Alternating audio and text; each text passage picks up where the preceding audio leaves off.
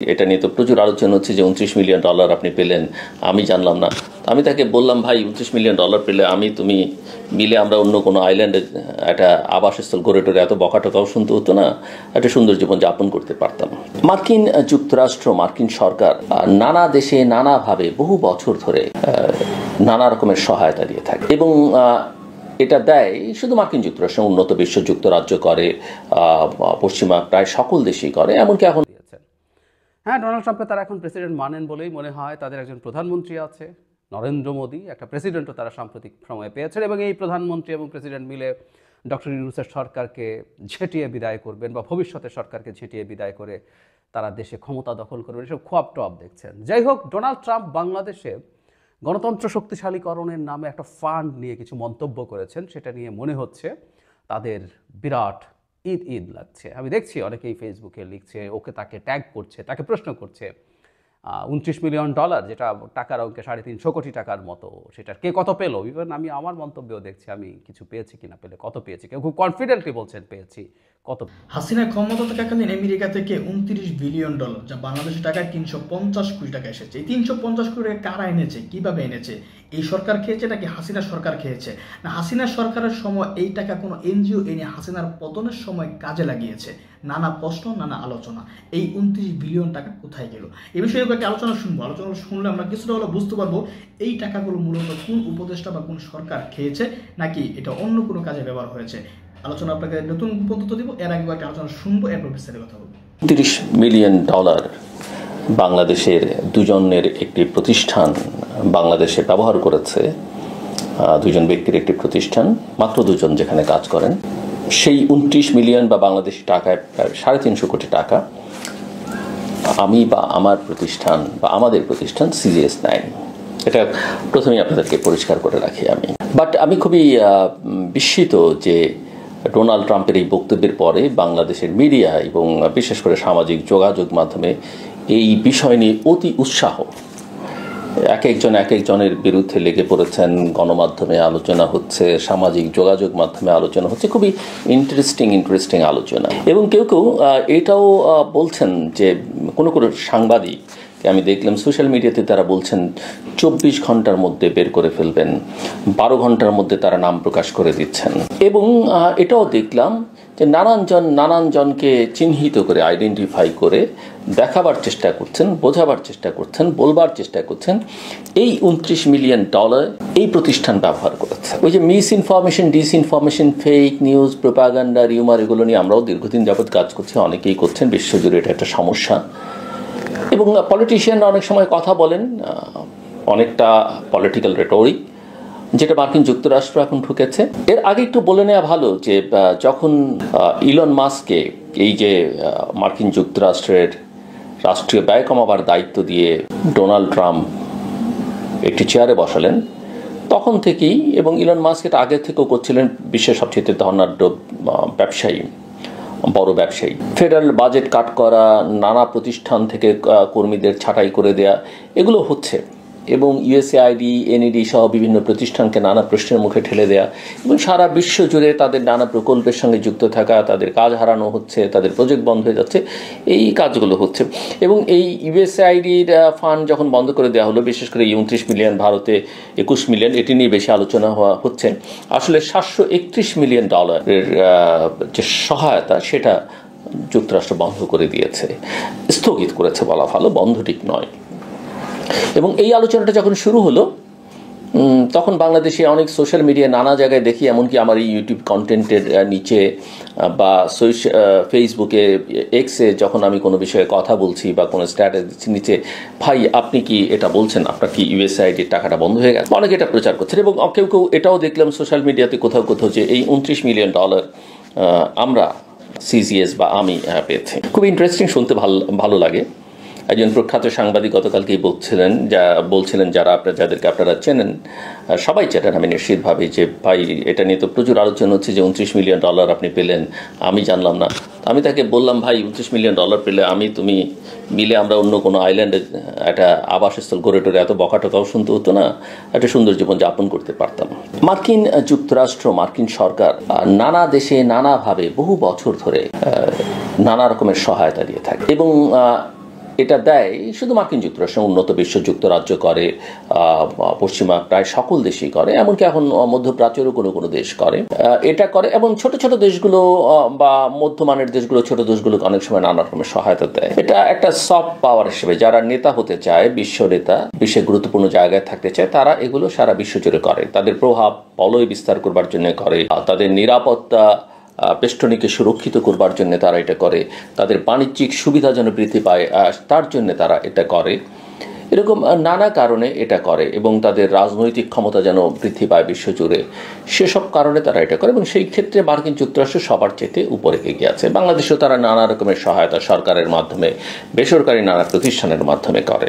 নানা রকমের রটনা আছে, তারা সরকার বদল করে, রাজনৈতিক ক্ষমতার পালা বদল ঘটায়, এগুলো করে না সে কথা বলা যাবে না। অতীতে তাদের এরকম নজির অনেক আছে, তাদের নানা প্রতিষ্ঠান আছে, নানাভাবে করে, পৃথিবীর অনেক দেশই করে। এমনকি আমাদের প্রতিবেশী দেশের বিরুদ্ধেও এইসব আলোচনা আছে। যার শক্তি আছে তাকে নিয়ে এই আলোচনাটা হবে। মার্কিন যুক্তরাষ্ট্রের এই সিদ্ধান্ত, আমি একটু আলোচনাটা অন্য জায়গা থেকে প্রথমে একটু করে আসি। এই সিদ্ধান্ত যুক্তরাষ্ট্রের জন্য কি ভালো হয়েছে? ভালো হচ্ছে।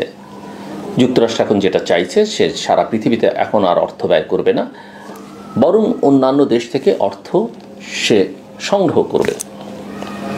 শুনতে ভালো, জাতীয়তাবাদী চিন্তা থেকে আরও ভালো। কেউ কেউ এটাকে উগ্র জাতীয়তাবাদী চিন্তাও বলতে পারেন। এই চেষ্টাটা ডোনাল্ড ট্রাম্প আগেও করেছেন, ফল খুব ভালো হয়নি আমরা জানি। এবং চায়না যে অনেকখানি এগিয়ে গেল সেটা কিন্তু ওই কারণেই। এবং এই চেষ্টার ফলে যুক্তরাষ্ট্রের সারা পৃথিবী ব্যাপী যে ক্ষমতা, যে শক্তি তারা প্রদর্শন করতে পেরেছে, যে প্রভাব বলয় তার, সেটা অনেকাংশে কমে যাবে নিঃসন্দেহে। কারণ এই সফট পাওয়ার সে যখন ইউজ করতে পারবে না, তখন তার সেটা কমে যাবে। হয়তো ডোনাল্ড ট্রাম্প, ইলন মাস্করা সেটা চানও না, কিন্তু যুক্তরাষ্ট্রের জন্য আমি শিওর যুক্তরাষ্ট্রের ব্যবস্থা, সিস্টেম, যুক্তরাষ্ট্রের জনগণ একটা সময় গিয়ে এবং খুব শিগগিরই এটা উপলব্ধি করতে পারবেন যে এটা তাদের দরকার। এটা না হলে আর যুক্তরাষ্ট্র থাকবে না, আদর্শ সাধারণ দেশের মতো দেশ হিসেবে পরিণত হবে। কিন্তু আমি মনে করি না সেটা হবে, কারণ যুক্তরাষ্ট্রের ব্যবস্থাই আসলে যুক্তরাষ্ট্রকে তার জায়গায় আবার ফেরত নিয়ে যাবে। কিন্তু ইতোমধ্যে যেটা ঘটবে সেটা হচ্ছে যে চীনের মতো অন্যান্য দেশ, এমনকি ইউরোপের মতো দেশগুলো, অস্ট্রেলিয়া, যুক্তরাজ্য, এরা অনেক জায়গা করে নেবে। সফট পাওয়ার এদের অনেক শক্তিশালী হবে, বিস্তৃত হবে। অনেকের এই যে সামগ্রিক সহায়তার জায়গাগুলোকে অনেক বাড়িয়ে তুলবে। সেখানে যুক্তরাষ্ট্রের আবার ফেরত আসা যুক্তরাষ্ট্রের জন্য কঠিন হয়ে যেতে পারে। এটা একটা যুক্তরাষ্ট্রের জন্য বড় চ্যালেঞ্জ হয়ে দাঁড়াতে পারে। এবং এটা ঠিক হচ্ছে কিনা নিঃসন্দেহে যুক্তরাষ্ট্রের বিভিন্ন প্রতিষ্ঠানের সঙ্গে যারা যুক্ত কর্তা ব্যক্তি আছেন, নীতি নির্ধারক যারা আছেন, তারা এটা ভেবে দেখবেন, আমি বিশ্বাস করি। আসুন এবার ইউএসএআইডির দিকে তাকাই। ইউএসএইড বা ইউএসএআইডি যেভাবেই আমরা বলি না কেন, ইউএসএআইডির টাকা পাওয়া এত সহজ নয়। এবং অন্য যে কোনো দেশের চাইতে যুক্তরাষ্ট্রের টাকা ব্যবহার করা পৃথিবীর যে কোনো দেশে অত্যন্ত কঠিন। প্রতিটা পেনির একটা হিসেব থাকে। যারাই কাজ করেন বাংলাদেশে তারা সবাই জানবেন। আমাদের কথা বলে রাখি, আমরা যুক্তরাষ্ট্রের সঙ্গে কাজ করি, যুক্তরাজ্যের সঙ্গেও কাজ করি, অস্ট্রেলিয়া সহ, নেদারল্যান্ড সহ, পৃথিবীর জার্মান সহ অনেক দেশের সঙ্গে সিজিএস কাজ করে। আমরা কাদের সঙ্গে কি কাজ করি? মোটামুটিভাবে অত্যন্ত স্বচ্ছতার সঙ্গে করি। আমাদের ওয়েবসাইট, সিজিএসের ওয়েবসাইটে গেলে সেগুলো আপনারা দেখতে পারবেন। হ্যাঁ, একথা ঠিক যে যুক্তরাষ্ট্র আমাদের একটা মেজর পার্টনার। আমি কনফিউশন এড়ানোর জন্য অনেকগুলো বিষয় আপনাদের জানিয়ে রাখেন। এবং যুক্তরাষ্ট্র থেকে আমরা যে অনেক সময় আমার বিরুদ্ধে প্রচারণায় বা সিজিএসের বিরুদ্ধে প্রচারণাটা বলা হচ্ছে যে বাংলাদেশস্থ মার্কিন দূতাবাস আমাদেরকে সহায়তা করছে। আই এম সরি, কেউ প্রমাণ করতে পারবেন না যে বাংলাদেশস্থ মার্কিন দূতাবাস সিজিএসকে বা আমাকে কখনো কোনো ফান্ড দিয়ে। সিজিএস যে কাজগুলো করে, যুক্তরাষ্ট্র অন্তত বেশ কয়েকটা এন্টিটির সঙ্গে কাজ করে, ইনক্লুডিং যুক্তরাষ্ট্রের পররাষ্ট্র দপ্তরের সঙ্গে। অন্তত এই মুহূর্তে আমার যতদূর মনে পড়ে 1, 2, 3, 4 4টা যুক্তরাষ্ট্রের ওয়াশিংটন বেসড এন্টিটির সঙ্গে আমরা কাজ করি। সবগুলো সরাসরি, ভায়া কিছু নেই, প্রথম কথা। দ্বিতীয় কথা হচ্ছে যে যেমন ধরেন আমরা যুক্তরাষ্ট্রের পররাষ্ট্র দপ্তরের সঙ্গে আমাদের একটা প্রোগ্রাম ছিল। আমরা কিন্তু ইন্টারন্যাশনালি কম্পিট করে, প্রতিযোগিতার মধ্য দিয়ে সেটা কাজটা পাই। তৃতীয় কথা হচ্ছে হ্যাঁ, ইউএসএইড বা ইউএসএআইডি যেভাবেই বলি না কেন, কারণ দুভাবেই মানুষ এই প্রতিষ্ঠানটিকে উচ্চারণ করে। আমরা ইউএসএআইডির সঙ্গে কাজ করেছি, সিজিএস আমরা এখান থেকে তাদের সঙ্গে কোনো কাজ করিনি। ইয়েস, ইউএসএআইডি আমাদের ফ্ল্যাগশিপ ইভেন্ট বে অফ বেঙ্গল কনভারসেশন আমরা 3টে এডিশন করেছি। এই 3টে এডিশনে তারা আমাদের সঙ্গে পার্টনার ছিল, আরও অসংখ্য প্রতিষ্ঠান দেশের সঙ্গে যুক্ত হয়ে। এর বাইরে তারা আমাদেরকে নিয়মিত কোনোভাবে সহায়তা করেছে, কোনো প্রজেক্টে ফান্ড করেছে, সেটা তারা করেনি। আরেকটাভাবে ইনডিরেক্টলি আমরা ইউএসএআইডির সঙ্গে কাজ করেছি, কিন্তু সেটা অন্য একটা প্রোগ্রামের আওতায়, সেটা সরাসরি ঢাকা থেকে না, ওয়াশিংটন থেকে, এবং সেই প্রোগ্রামের সঙ্গে আরও বেশ কয়েকটি যুক্তরাষ্ট্রভিত্তিক প্রতিষ্ঠান যুক্ত ছিল। জয়েন্টলি তাদের সঙ্গে আমরা একটা কাজ করেছি। এবার আসেন 29 মিলিয়ন ডলারের গল্পে যাই। বাংলাদেশে রাজনৈতিক ক্রিয়াকর্ম বা রাজনৈতিক প্রক্রিয়াকে শক্তিশালী করা, নির্বাচনী ব্যবস্থাকে শক্তিশালী করা যুক্তরাষ্ট্রের অনেক প্রোগ্রাম আছে, নানা মাধ্যমে সেগুলো তারা ফান্ড করে। কোনোটা তারা এশিয়া ফাউন্ডেশনের মাধ্যমে করে, কোনোটা ইউএসএআইডির মাধ্যমে করে, কোনোটা আইএফএস এর মাধ্যমে করে, ডেমোক্রেসি ইন্টারন্যাশনাল এদের মাধ্যমে অনেকগুলো কাজ করে। একটা কথা মনে রাখা ভালো, সিংহভাগ ক্ষেত্রে যুক্তরাষ্ট্রের যেসব ফান্ড, যুক্তরাষ্ট্রের সরকারের বা ইউএসআইডির বড় যেগুলো প্রজেক্ট, সেগুলো বাংলাদেশের মতো কোনো দেশের কোনো প্রতিষ্ঠানের পক্ষে সরাসরি পাবার কোনো সুযোগ আছে বলে আমার জানা নেই। এগুলো মনে হয় তারা এক ধরনের প্রতিযোগিতার ব্যবস্থা করে, এটা করে সেটা করে, কিন্তু শেষ পর্যন্ত যে ধরনের কমপ্লায়েন্স এনশিওর করতে হয়, সেই কারণে এই কাজগুলো আমাদের মতো প্রতিষ্ঠানগুলো অধিকাংশ ক্ষেত্রেই পায় না, 99% ক্ষেত্রে পায় না। এর জন্য অনেক বড় প্রতিষ্ঠান আছে যেগুলো মূলত যুক্তরাষ্ট্রভিত্তিক, আন্তর্জাতিক এনজিও বা গবেষণা প্রতিষ্ঠান, তারা শেষ পর্যন্ত বিডিংয়ের মাধ্যমে কাজগুলো নিয়ে যান, এবং তারা তখন ছোট বিভিন্ন প্রতিষ্ঠানকে একটা দেশে কাজগুলো দেয়, ভাগ করে দেয়। এটা বোঝার জন্য আমি আপনাদের বলে রাখলাম। এবং যে প্রক্রিয়ার মধ্যে কাজগুলো পেতে হয় তাদের থেকেও সেটাও অত্যন্ত জটিল, এবং প্রতিটি হিসেব নিকেশ অনেক কঠিন প্রক্রিয়ার মধ্যে দিয়ে যেতে হয়।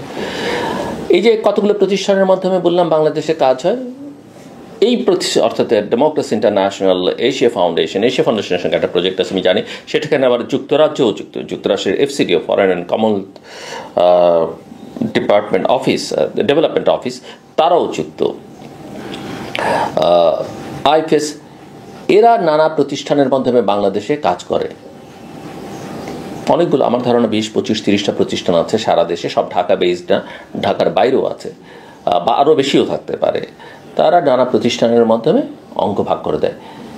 এখানে 29 মিলিয়ন তো দূরের কথা, 1 মিলিয়নও অনেকের জন্য খুব কঠিন।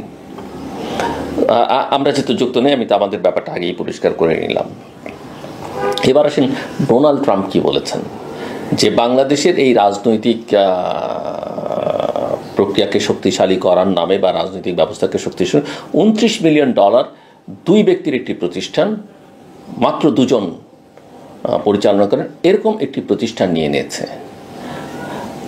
অনেক বিখ্যাত সাংবাদিক বলছেন তারা নামগুলো বলে দেবেন। আমি আপনাদেরকে শতভাগ নিশ্চিত করে বলি, যে প্রতিষ্ঠানটির নাম বলেছে সেই প্রতিষ্ঠানটি বাংলাদেশের নয়। যে প্রতিষ্ঠানটি ডোনাল্ড ট্রাম্প পিন করেছে, তিনি হয়তো কারো কথা শুনে, কারণ তিনি আমেরিকান অন্য 10টা পলিটিশিয়ানের মতো না, তিনি একটু ভিন্ন ন্যাচারের, ভিন্ন ধরনের। আমরা জানি তিনি কি বলেন কি করেন সেটা বোঝা অনেক সময় কঠিন হয়ে দাঁড়ায়। এবং যে 2 জন ব্যক্তির কথা বলেছেন, এই 2 জন ব্যক্তি কাদেরকে তিনি মিন করেছেন আমি জানি। এই 2 জন ওই প্রতিষ্ঠানটির প্রতিষ্ঠাতা। বেশ কয়েক বছর আগে প্রতিষ্ঠানটি প্রতিষ্ঠিত হয় এবং তারা ওই প্রতিষ্ঠানটির প্রতিষ্ঠাতা, তাদেরকে ইঙ্গিত করে তিনি বলেছেন, এবং তাদের নাম বলেছেন কোনো একটা বিজনেস ম্যাগাজিনে কাভারে তাদের নাম ছাপা হবে। ওই প্রতিষ্ঠানটি কিন্তু বাংলাদেশেও কাজ করে, এবং এই প্রতিষ্ঠানটির এই টাকা 29 million dollar basically Washington based যে মূল প্রতিষ্ঠান বা তাদের হেড অফিস, সেখানকার একটা প্রকল্প, সেখান থেকে টাকাটা বাংলাদেশে এসে হয়তো নানা প্রতিষ্ঠানের মাধ্যমে ছড়িয়েছে। আমি দেখলাম কোনো কোনো পত্রপত্রিকায় বা কোনো কোনো সোশ্যাল মিডিয়া থেকে কেউ বলছেন ঢাকা বিশ্ববিদ্যালয়ের এই শিক্ষক দুজনের প্রতিষ্ঠান 2-3 জন ছাত্রছাত্রী দিয়ে কারা কাজ করায়। আমি তাদেরকে চিনিও না, প্রতিষ্ঠানেরও নাম শুনিনি। আমার ধারণা ওই ধরনের প্রতিষ্ঠান যদি ওইখান থেকে 29 মিলিয়ন থেকে কিছু পেয়েও থাকেন, সর্বোচ্চ $50,000 পর্যন্ত পেতে পারেন। আমি যদি বুঝি, আমার যা সেন্স কাজ করেন। সো কোনো বাংলাদেশি প্রতিষ্ঠান $29 মিলিয়ন পায়নি। এটা ডোনাল্ড ট্রাম্প মিন করলে যে প্রতিষ্ঠানটির কথা বলা হচ্ছে, সেই প্রতিষ্ঠানটি অবশ্যই বাংলাদেশে কাজ করে। কিন্তু আমি যেটুকু জানি যে এই $29 মিলিয়ন এই বাংলাদেশ চ্যাপ্টার নয়, এটা আসলে ওয়াশিংটনে যে প্রতিষ্ঠান এবং ওই প্রতিষ্ঠানটির যে মূল প্রতিষ্ঠাতা কো-ফাউন্ডার দুজন, তাদেরকে ইঙ্গিত করে ডোনাল্ড ট্রাম্প বলেছেন। মনে হয় যে আমি খানিকটা আপনাদের পরিষ্কার করতে পারলাম। এটি নিয়ে অনেকের নাম বলছেন। একটি অনুষ্ঠান, সামাজিক যোগাযোগ মাধ্যমে একটি অনুষ্ঠানে দেখলাম সিজিএসের নাম উচ্চারণ করছেন, ডক্টর বদিউল্লাহ মজুমদারের হাঙ্গার প্রজেক্টের কথা উচ্চারিত হচ্ছে, বেলার কথা উচ্চারিত হচ্ছে, এটা সেটা অনেক কথা উচ্চারিত হচ্ছে। কিন্তু এগুলো আসলে যারা বলছেন বা ঢাকা বিশ্ববিদ্যালয়ে সিআরএ নামের মধ্যে জড়িয়ে পড়েছে, এগুলো আসলে বুঝে না বুঝে যে যার মতো করে গল্প ফাঁদবার চেষ্টা করছেন এবং নিজেদেরকে জ্ঞানী হিসেবে প্রতিষ্ঠিত করবার চেষ্টা করছেন। আমি বলে রাখি, আমি জ্ঞানী নই, কিন্তু আমি যেটুকু বললাম জেনে শুনে বুঝে, এবং যেহেতু আমি এই প্রক্রিয়ার মধ্যে কম বেশি আছি, আপনাদের জানালাম। সো দ্যাট এগুলো নিয়ে অন্যের কথায় আমাদের খুব বেশি সময় ব্যয় না করাই ভালো, উৎসাহিত না হয় ভালো। আমার কথা শুনবার জন্য অসংখ্য ধন্যবাদ। আপনাদের সবার জন্য শুভকামনা। মধ্যে কম বেশি আছি, আপনাদের জানালাম। সো দ্যাট এগুলো নিয়ে অন্যের কথায় আমাদের খুব বেশি সময় ব্যয় না করাই ভালো, উৎসাহিত না হয় ভালো। আমার কথা শুনবার জন্য অসংখ্য ধন্যবাদ। আপনাদের সবার জন্য শুভকামনা। অবস্থা দৃষ্টে মনে হচ্ছে শেখ হাসিনা এবং তার সাঙ্গপাঙ্গদের হাতে তাদের প্রেসিডেন্ট ডোনাল্ড ট্রাম্প একটা অস্ত্র তুলে দিয়েছেন। হ্যাঁ, ডোনাল্ড ট্রাম্পকে তারা এখন প্রেসিডেন্ট মানেন বলেই মনে হয়। তাদের একজন প্রধানমন্ত্রী আছে, নরেন্দ্র মোদী, একটা প্রেসিডেন্টও তারা সাম্প্রতিক সময়ে পেয়েছেন, এবং এই প্রধানমন্ত্রী এবং প্রেসিডেন্ট মিলে ডক্টর ইউনূসের সরকারকে ঝেঁটিয়ে বিদায় করবেন বা ভবিষ্যতের সরকারকে ঝেঁটিয়ে বিদায় করে তারা দেশে ক্ষমতা দখল করবেন, এসব খোয়াব টোয়াব দেখছেন। যাই হোক, ডোনাল্ড ট্রাম্প বাংলাদেশে গণতন্ত্র শক্তিশালীকরণের নামে একটা ফান্ড নিয়ে কিছু মন্তব্য করেছেন, সেটা নিয়ে মনে হচ্ছে তাদের বিরাট ঈদ লাগছে। আমি দেখছি অনেকেই ফেসবুকে লিখছে, তাকে ট্যাগ করছে, তাকে প্রশ্ন করছে। $29 মিলিয়ন, যেটা টাকার অঙ্কে 350 কোটি টাকার মতো, সেটার কে কত পেলো। ইভেন আমি আমার মন্তব্যেও দেখছি আমি কিছু পেয়েছি কিনা, পেলে কত পেয়েছি, কেউ খুব কনফিডেন্টলি বলছেন পেয়েছি, কত পেয়েছি, ইত্যাদি ইত্যাদি। একটা জিনিস আমরা আগে, মানে এই অ্যানালিসিসটা ঢোকার আগে একটা প্রশ্ন যদি আমরা করে রাখি, আচ্ছা, আমেরিকা যদি টাকা খরচ করে শেখ হাসিনা সরকারকে পতনের জন্য সাহায্য করে থাকে, যে মুভমেন্ট আছে সেটাকে এনার্জাইজ করতে চায়, কার আপত্তি ছিল শেখ হাসিনা এবং তার হালুয়া রুটি খাওয়া লোকদের বাইরে? কারো কোনো আপত্তি ছিল না। কারণ আমেরিকা যখন নানান পদক্ষেপ নিচ্ছিল 2022-এর শেষ থেকে, র্যাবের পরে স্যাংশন, এরপর ভিসা পলিসি ঘোষণা সহ নানান রকম চাপ তারা তৈরি করছিল বিভিন্ন সময়ে, বিভিন্ন পর্যায়ে, প্রত্যেকে দ্ব্যর্থহীনভাবে সমর্থন করেছে শেখ হাসিনার হালুয়া রুটি খাওয়া লোকজন ছাড়া। তো সুতরাং এটা বলে তারা কি অর্জন করছে আমি আসলে জানি না। যাই হোক, তারপরও ট্রাম্পের এই উক্তিটা নিয়ে একটু কথা বলা দরকার।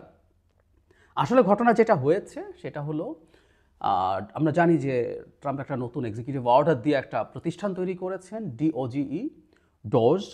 এই প্রতিষ্ঠানের সিইও জনাব এলন মাস্ককে নিয়োগ করেছেন। সিইও না, ঠিক ইনফ্যাক্ট ডিরেক্টর, উনি দায়িত্ব নিয়েছেন। তো DOGE তাদের একটা ভেরিফাইড এক্স হ্যান্ডেলে জানিয়েছিল বাংলাদেশের রাজনৈতিক পরিস্থিতি শক্তিশালী করার লক্ষ্যে নেওয়া strengthening political landscape in Bangladesh নামে $2,90,00,000 অর্থায়ন বাতিল করেছে। মানে মাস্ককে দায়িত্ব দেওয়া হয়েছে আমেরিকার ফেডারেল গভর্নমেন্টের যে এক্সপেন্স আছে সেটা হ্রাস টানা। মানে তারা একটা আলাপ করে তো ভোটে নির্বাচিত হয়েছে, তাদের যে টার্গেট ভোটার্স আছেন তাদেরকে তারা বলেছেন যে আমেরিকা সারা পৃথিবীতে এমন অনেক কিছু করে যেগুলো তার করার দরকার নেই, এগুলো করতে গিয়ে জনগণের ট্যাক্সের টাকা নষ্ট হয়, ওই টাকাটা আমরা বাঁচাবো। ফলে ডোজ যেটা করছে, আমাদের মনে আছে নিশ্চয়ই, USAIDর ফান্ডিং পুরো বন্ধ করে দিয়েছিল। এখনও আসলে সারা পৃথিবীতে বিভিন্ন জায়গায় USAIDর যে ফান্ডিং আছে সেটা নিয়ে খুবই নানান রকম ক্রাইসিস হয়েছে। বাংলাদেশে অন্তত 10,000 মানুষ চাকরি হারিয়েছে যারা বিভিন্ন USAID ফান্ডেড বিভিন্ন প্রজেক্টে অন্যান্য NGOর হয়ে কাজ করতেন।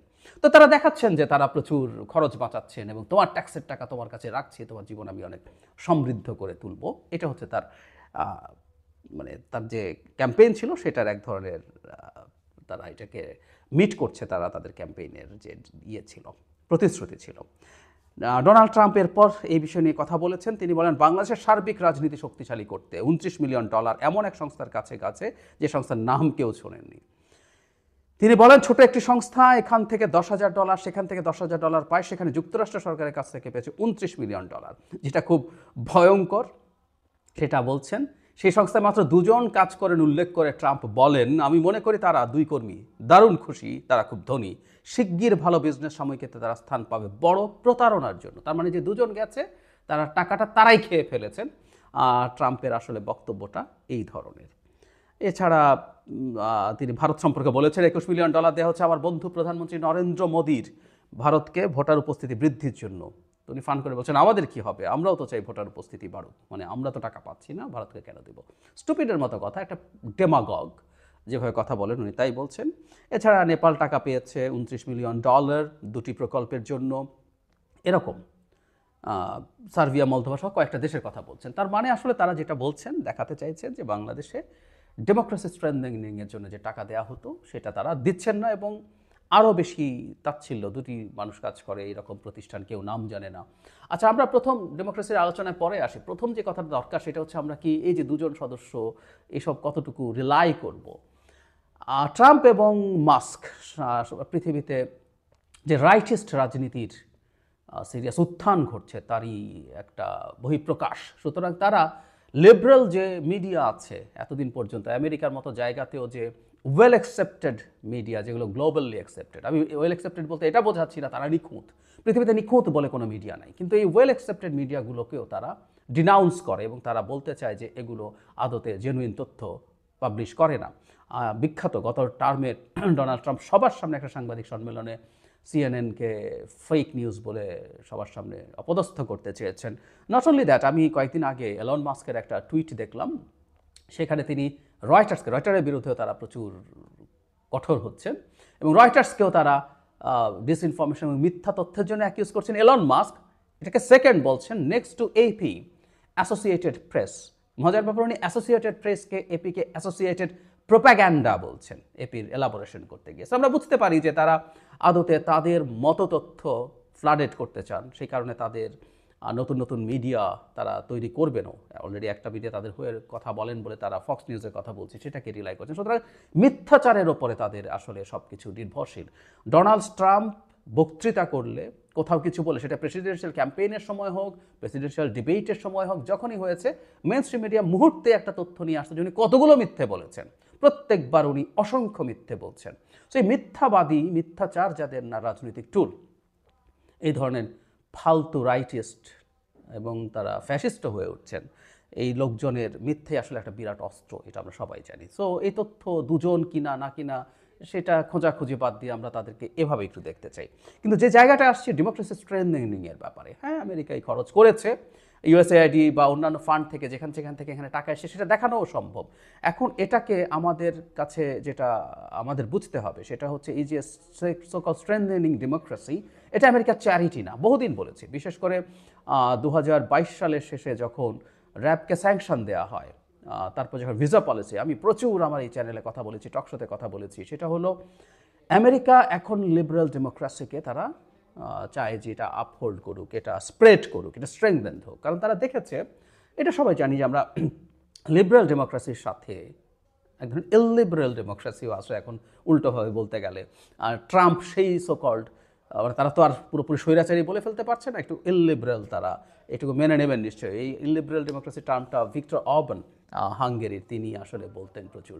সো লিবারেল ডেমোক্রেসির সাথে বিল্ট ইন হচ্ছে হিউম্যান রাইটস, বিল্ট ইন হচ্ছে ফ্রিডম অফ এক্সপ্রেশনস। সো এগুলো যখন থাকে তখন যেটা দাঁড়ায়, ওই সব দেশ এই জিনিসগুলোর বাইরে দাঁড়াতে চায়, বাইরে যেতে চায়, তারা তখন এই জিনিসটাকে ঠিকঠাক মতো করতে পারে না। আমরা সরাসরি যদি বলি চায়না যে ধরনের ব্যবস্থা দেখতে চায়, এগুলো তার উল্টো। ফলে এগুলো তৈরি করে, এগুলো স্প্রেড করিয়ে, এগুলোকে স্ট্রেংথেন করিয়ে মূলত চায়নাকে কমব্যাট করার চেষ্টা আমেরিকা করেছে। বিশেষ করে বাইডেন প্রশাসনের সময় এটা বেড়েছে, কারণ হলো এর আগের 4 বছরে ট্রাম্পও এখনকার মতো এত অ্যাগ্রেসিভ না হলে মোটামুটি উনি এই জায়গাগুলোর ক্রিটিক করতেন। ফলে এই ডেমোক্রেসি ডেভেলপ করানোর চেষ্টা, লিবারেল ডেমোক্রেসি ডেভেলপ করানোর চেষ্টা আমেরিকার কোনো লুকোছাপার বিষয় না। সুতরাং যে ফান্ড এসছে, সেই ফান্ড তো 2 জন খেয়ে ফেলেছে, এটা ট্রাম্প তার পপুলিস্ট অ্যাটিটিউডে বলছে। কিন্তু এই টাকাগুলো বিভিন্ন জায়গায় গেছে, বিভিন্ন প্রতিষ্ঠানের কাছে গেছে, যারা আসলে এই রিলেটেড কাজ করেছে। এখন এই টাকার কত পার্সেন্ট খরচ হয়েছে, এটার কি বেনিফিট হয়েছে, সেটা আরেক ডিবেট, সেই ডিবেটও আমরা এখন ঢুকছি না। কিন্তু এগুলো তাদের ঘোষিত অবস্থান, ঘোষিত নীতি। আমি আগে বহুবার বলেছি যে ইভেন 70s 80s আমেরিকা তার স্বার্থের জন্য ডিক্টেটারদেরকে আসলে প্রমোট করতো, কারণ তারা দেখেছে লিবারেল ডেমোক্রেসি যদি থাকে তাহলে সেই লিবারেল ডেমোক্রেসিটা কমিউনিস্ট আন্দোলনকে, কারণ তখনকার স্বপ্নিক ইয়াং এনার্জেটিক ব্রিলিয়ান্ট তরুণরা রীতিমতো মেসমারাইজড হয়েছিল কমিউনিজম দিয়ে, তখন কমিউনিজম মাথা চাড়া দিচ্ছে, সে তারা ঠেকানোর জন্য তারা ডিক্টেটর আনতো। আইয়ুব খানকে এনেছে এই অঞ্চলকে, তুমি সাইজ করে রাখো, তুমি ক্ষমতায় থাকো এবং তুমি কমিউনিস্টদের বিরুদ্ধে ক্র্যাকডাউন চালাও। এভাবেই একটার পর একটা ডিক্টেটর এই অঞ্চলে বিভিন্ন জায়গায় তারা তৈরি করেছে। মজার ব্যাপার 90s তাদের এই প্রয়োজন ফুরিয়ে গেছে, কারণ সোভিয়েত ইউনিয়নের পতন হয়েছে এবং আমরা তখন দেখব পৃথিবীর বিভিন্ন দেশে ডিক্টেটরদের পতন হয়েছে এবং ওই সময় ডেমোক্রেসির একটা বিরাট জোয়ার দেখা গিয়েছিল। এই যে আর্লি 90s থেকে প্রায় 10 বছরের মতো এই যে হান্টিংটনসের যে ওয়েভ অফ ডেমোক্রেসি বলে, ওটার যে হাই টাইডটা ছিল ওর সময় কিন্তু একটা সিগনিফিক্যান্ট, এটা কারণ সেটা সেই আমেরিকাই তার স্বার্থ যখন এরকম ছিল, তখন এখন যখন এরকম আছে তখন এটাই করবে, আমেরিকা তার স্বার্থে করবে। বহুবার বলেছে আমাদের সুবিধা হচ্ছে তার স্বার্থ আর আমার স্বার্থ যেখানে একসাথে কাজ করে, তাই আমেরিকার যে কোনো চেষ্টা আমাদের ডেমোক্রেসিকে স্ট্রেংথেন করার জন্য সেটা আমরা সমর্থন করেছি। শেখ হাসিনা এইভাবে ক্ষমতায় থাকুক আমেরিকা চায় নাই, আমরাও চাই নাই। সো এটা মিলে গেছে। আমেরিকার ওই জিনিসগুলো আমাদের নিজস্ব চেষ্টা, আমাদের নিজস্ব মুভমেন্টকে স্ট্রেংথেন করবে, মানে তারা ক্যাটালাইজ করবে, সেই জন্য আমরা সেটাকে ওয়েলকাম করেছি। কোনোদিন মনে করি নাই যে আমেরিকাই সরকার ফেলে দেবে, আমি অন্তত মনে করিনি, বলিনি, বলেছি আমাদের সাহায্য করবে আমাদের মুভমেন্টকে, সেটাকে আমরা মানে সিরিয়াসলি এটাকে সাপোর্ট করি নেই। সুতরাং ওর জন্য ফান্ডিং আছে, এটা সমস্যার কিছু নাই। এখন যেটা হয়েছে তারা তাদের ডোমেস্টিক ভোটারকে দেখাতে চাইছে যে দেখো আমরা এই খরচগুলো করবো না, কি দরকার আমার এগুলো করার। বিশেষ করে তার যে টার্গেট পিপল সেটা হচ্ছে white, less educated, rural Americans, তাদেরকে তারা এই জিনিসটা দেখাতে চেয়েছে, জানাতে চেয়েছে। এবং এসব যত এভাবে দেখাতে পারবে, দেখো দুজন মাত্র মানুষ আছে ওখানে গিয়ে টাকা গিয়ে ওরা খেয়ে ফেলেছে, ওদের স্ট্যান্ডার্ডেও, সাধারণ মানুষের স্ট্যান্ডার্ডেও প্রায় $3 মিলিয়ন, $30 মিলিয়ন খুব ছোট অঙ্ক না, তারা সেটা দেখিয়ে বিরাট বাহবা পেতে পারে। দেখো এভাবে আমি তোমার খরচ কমাচ্ছি, আগের যে সরকার ছিল সে এটা খরচ করতো, আমরা সেটা কমিয়ে তোমাকে ভালো রাখবো। এবং আমি মনে করি ভবিষ্যতে এই রিপাবলিকানদের রাজনীতি কিন্তু এই পথে যাবে। এটা কিন্তু আবার বলছে ট্রাম্পের কথা, এরা রিপাবলিকানরা কিন্তু এভাবে ভেবেছে নট নেসেসারিলি। IRI বলে যে প্রতিষ্ঠানের কথা USAID প্রসঙ্গে বলা হয়েছে আমেরিকাতেই, সেখানে কিন্তু বাংলাদেশে তারা কিভাবে শেখ হাসিনার বিরুদ্ধে কাজ করেছে সেটা বলেছে। এটা তো রিপাবলিকানদের অর্গানাইজেশন। এই IRI CRIর সাথে কাজ করেছে, CRI IRIকে এন্ডোর্স করছে, এরকম নিউজ আমাদের সামনে আছে। নট অনলি দ্যাট, 18 সালের নির্বাচনের আগে তারা একটা সার্ভে করে শেখ হাসিনার অ্যাপ্রুভাল রেটিং 70 বা তারও বেশি দেখাচ্ছে। আওয়ামী লীগের সমালোচনা আছে কিন্তু শেখ হাসিনার বিরাট সমর্থন আছে।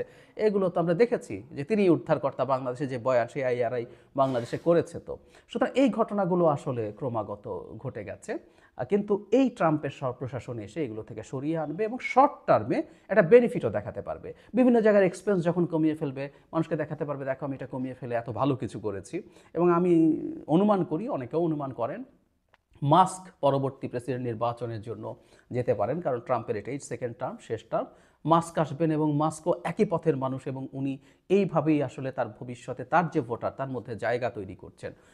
শর্ট টার্মে এটা হতেই পারে, বিভিন্ন জায়গায় যে খরচ হচ্ছে এগুলোকে ব্যয় হিসাবে দেখানো, এগুলো আসলে কোনোটা ব্যয় না, এগুলো প্রত্যেকটা আমেরিকান ইন্টারেস্ট। আমেরিকা কোনো স্টুপিড দেশ না, সে বিভিন্ন দেশে এই নামে যেসব টাকা পয়সা দিয়েছে সেটা তার হেজিমনি, তার কোনো ক্ষেত্রে কালচারাল হেজিমনির জন্য, কোনো ক্ষেত্রে আজার হেজিমনি এনশিওর করার জন্য আসলে সেই টাকা পয়সাগুলো খরচ করতে চেয়েছে, করেছে। এটার বেনিফিট লং টার্মে আসতে থাকে। এভাবেই আমেরিকা আসলে পৃথিবীকে তার ওয়ার্ল্ড অর্ডারটা নিশ্চিত করতে পেরেছে। এখন আমেরিকা সরিয়ে নিল, এগুলো খরচ কম করলো, অ্যাপারেন্টলি আমেরিকানদের কিছু সুবিধা হলো, এগুলো হতে পারে, কিন্তু লং টার্মে আসলে ভালো কিছু হবে না। কারণ আমেরিকা গ্লোবাল হেজিমনি রাখতে চেয়েছে তার আইদার স্ট্র্যাটেজিক আর ইকোনমিক ইন্টারেস্টের জন্য, দুটোর একটা। সুতরাং এই ইনভেস্টমেন্টগুলো তাকে বড় স্কেলে আবার ফেরতও দিয়েছে প্রচুর কিছু, সেই জিনিসগুলো নাই। সুতরাং ট্রাম্প তার 4 বছরে জনপ্রিয় থেকে যাবেন, এরপর ইভেন মাস্কও ইলেক্টেড হয়ে যেতে পারেন এসবের কারণে। তারপর এগুলোর প্রভাব যখন পড়তে থাকবে আর একটু লম্বা সময় পর, তখন আসলে এটার আলটিমেটলি এটা হবে। বটম লাইন হচ্ছে আমেরিকার এই ব্যয় নিয়ে আসলে আওয়ামী লীগ পন্থীদের, আওয়ামী লীগের সাঙ্গপাঙ্গদের, শেখ হাসিনার, তাদের এই শোরগোল বা চেঁচামেচি, তাদের কত বিভৎস খারাপ অবস্থা সেটাই তারা প্রমাণ করে, কতটা নিরুপায় তারা ডুবন্ত না, তারা ডুবে গেছে, কিন্তু ডুবে যাওয়ার পরও তারা খড়কুটো ধরার চেষ্টা করছে। আমরা জানি যে ডুবন্ত মানুষ খড়কুটো ধরে, কিন্তু তারা ডুবে গিয়েও সেই চেষ্টা করছে। তারা এটা দিয়ে নানা রকম মানুষকে বোঝানোর চেষ্টা করছে যে এই কারণে হয়েছে। শুরুতে যেটা বলেছিলাম সেটা দিয়ে শেষ করি। আমেরিকা যদি টাকা পয়সা খরচ করে নিজেও দর্শক আলোচনা শুনেছেন, সেখানে কিছুটা হলে বুঝতে পেরেছেন। তো আমার ব্যক্তিগত মতামত হচ্ছে এই টাকাটা হাসিনা সরকার কোনো এনজিওর মাধ্যমে এনেছেন এবং হাসিনার যে এনজিওগুলো তারা এটা বুক করেছেন। কারণ হাসিনা সরকারের আমলে টাকা এসেছে, সেই টাকা সরকার জানে না, সরকারকে না জানিয়ে অন্য কেউ বুক করেছে। আবার যেটা বলা হচ্ছে যে হাসিনা পতনের জন্য এটা কাজ করেছে, এই টাকা, এটা আসলে কখনোই সম্ভব হবে না। বরং হাসিনা এনেছে দুর্নীতির মাধ্যমে, দুর্নীতি করেছে তাদের যে সমস্ত এই লোকেরা ছিল, তাদের তত্ত্বাবধানে এনজিওরা, তারা এই টাকাটা খেয়ে দিয়েছে। আর এই উপসংহারের মাধ্যমে মানে বলা হচ্ছে কিছু লোক বিপ্লব বিরোধী, কিছু বিরোধী হাসিনার পন্থী, তারা বলতে যাচ্ছে যে হাসিনার পতনে এই টাকা কাজ করেছে। অর্থাৎ তারা বিপ্লবটাকে, এই দেশের মানুষ যে হাজার হাজার রক্ত দিয়ে তারা হাসিনাকে বিদায় করেছে, দেশ স্বাধীন করেছে, সেটাকে তারা অবমূল্যায়ন করার সেটাকে একটা ফালতু একটা হিসাব মানুষকে উপস্থাপনা করার চেষ্টা করছে। তারা মূল জায়গা প্রতিষ্ঠিত করতে চাচ্ছে যে আমেরিকার টাকায় এই গণ অভ্যুত্থান হয়েছে বা হাসিনার পতন হয়েছে, কিন্তু এটা সম্পূর্ণ আমি বলবো বানোয়াট। আমাদের চোখের সামনে আমাদের ছাত্র ভাইয়েরা তাদের নিজেদের রক্ত দিয়ে তাদের স্বাধীনতা অর্জন করেছে। আমি মনে করি না বাংলাদেশের মানুষের অবদান ছাড়া আর কারো অবদান এই অভ্যুত্থানে রয়েছে। আমরা সেটাই বিশ্বাস করি এবং আমরা সেটাই বিশ্বাস করতে চাই।